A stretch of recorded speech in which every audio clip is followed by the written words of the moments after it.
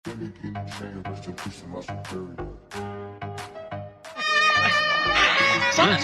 देखो जिन राज्यों में कांग्रेस को जीत मिली, सिर्फ एक तेलंगाना ही वो राज्य जहां पर लाज कांग्रेस की बची, बाकी तो सुपड़ा साफ हो गया। अभी बदत है भाई, अभी बदत है। कांग्रेस के कार्यकर्ताओं और देशवासियों को भी कहना चाहता हूं कि कहीं 2% का डिफरेंस है, कहीं 1.5% का, मध्य प्रदेश में तकरीबन 8% का।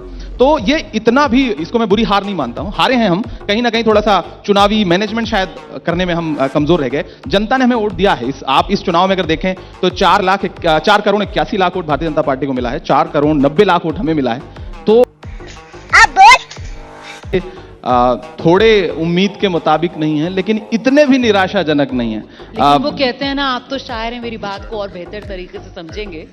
बोल कि जमहूरियत वो तर्ज हुकूमत है जहां वोटों को तोला नहीं जाता, गिना जाता है। खैर, बिल्कुल गिना जाता है। वो परवीन शाकिर का एक शेर है कि मलाल है मगर इतना मलाल थोड़े है, ये आंख रोने की शिद्दत से लाल थोड़े है। मजा तो तब है कि हम हार कर भी हंसते रहें, हमेशा जीत ही जाना कमाल थोड़े है। तेलंगाना में जो मैंने नारा दिया वो बहुत पॉपुलर हुआ और वो नज्म बहुत पॉपुलर हुई।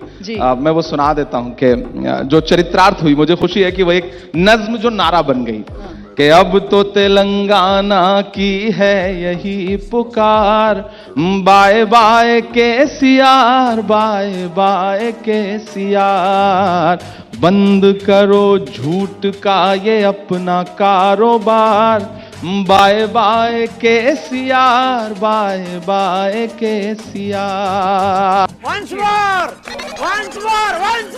लूट लिया तुमने ये पूरा तेलंगाना, झूठ मूठ का अब बनाओ ना बहाना, आपके ये सारे माला माल हो गए सब तेरे रिश्तेदार, bye bye KCR, bye bye KCR. और इनकी अंतिम पंक्तियां थी कि अब नहीं चल पाएगी मोदी जी से यारी, तुम नहीं निभा पाए अपनी जिम्मेदारी, आपकी ये कार अब तो हो गई बेकार, bye bye KCR, bye bye KCR. मौसम तो ऐसा लग रहा है दिल गार्डन गार्डन हो रहा है, बहुत मजा आ रहा है यहाँ पे। आपसे पहले यहाँ पर जो मेहमान आए थे वो बीजेपी के सांसद थे रवि किशन जी, और वो बड़े चुटीले अंदाज में, मतलब जिस अंदाज के लिए रवि किशन जाने जाते हैं उसी अंदाज में वो कहकर गए हैं। उनसे पूछा गया कि साहब राहुल गांधी को आप चुनौती मानते हैं? उन्होंने कहा हाँ बिल्कुल चुनौती मानता हूं, अब से 25-30 साल बाद राहुल गांधी को वो चुनौती मान रहे हैं। बस यही देख के तो पूरे सपने। सांसद, माननीय सांसद हो जाना अलग बात है, लेकिन आर्टिस्ट थोड़ी मर जाएगा। मैं माननीय सांसद हो गया हूं तो शायर तो हूं ही ना, तो मैं तो रहूंगा ही। आपको रवि किशन जी के 5-7-10 साल पुराने वीडियो भी उठा के देखने चाहिए, जिसमें वो राहुल जी के लिए, गांधी परिवार के लिए ऐसे ऐसे शानदार शब्दों का प्रयोग कर रहे हैं कि आपको लगेगा कि कोई भोजपुरी का एकदम बहुत शानदार लेखक बात कर रहा है। बड़ी प्रशंसा कर रहे थे वो, तो वो तो ठीक है। आपने बोर्ड लगा रखा है मोदी जी की गारंटी, और मोदी जी की जो गारंटी है वो ठीक है, उस गारंटी पे भी उन्होंने 3 राज्य जीता, ऐसा देश बताना चाहता है, ऐसा मीडिया भी देश के सामने बताना चाहता है कि मोदी की गारंटी पे 3 राज्य उन्होंने जीते। तो वरना तो कैसे जीते? मैं ये आपका नजरिया क्या है? नहीं, देखिए मैंने कहा ना, चुनाव बहुत सारी चीजों से, जली ना, तेरी भी जली ना। हर वफा जिंदा जावेद नहीं होती है, दिल का हर जख्म कहीं दिल का कमल बनता है, जब शहंशाह भी हो, इश्क भी हो, दौलत भी, तब कहीं जाके कोई ताजमहल बनता है। तो मसला यह हुआ कि चुनावी प्रबंधन में हम हार गए।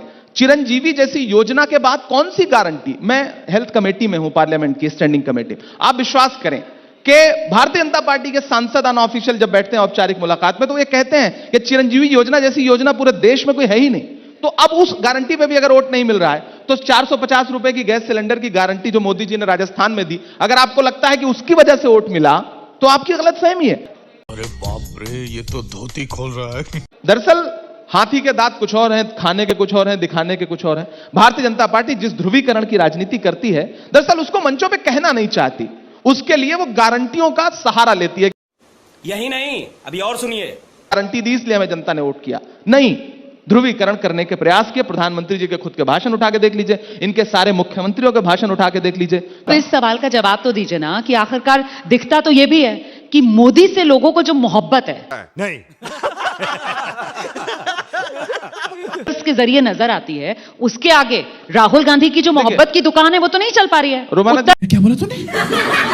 अबे शक्ल तेरी बवासीर जैसी, बातें तो अच्छी किया कर। करूंगा। आपको लगता है कि मोहब्बत की गारंटी पे वोट मिलता है? समझ रहे हो? समझ रहे हो आप?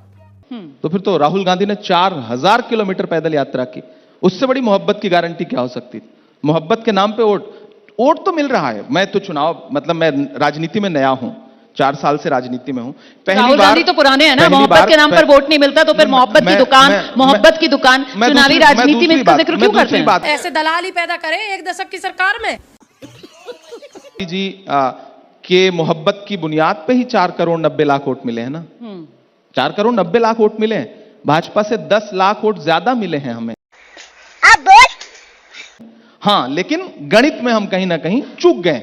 आप उस चूक पर आप विपक्ष यानी कांग्रेस की सारी चुनावी मतलब जो भी जीत है या चुनावी जो भी हमें हासिल हुआ है उसको मटिया मेट करके सिर्फ भाजपा की मतलब एक आदमी को इतना बड़ा बना दो कि बस उसके मुकाबले तो कुछ है ही नहीं। आप लोग मोदी जी से बहुत मोहब्बत करते हैं, इस मोहब्बत करवाने में सुबह शाम दिन भर में मीडिया जो योगदान कर रहा है वो एक बड़ी गारंटी है। दरअसल कैसी लगी आगे स्वाद?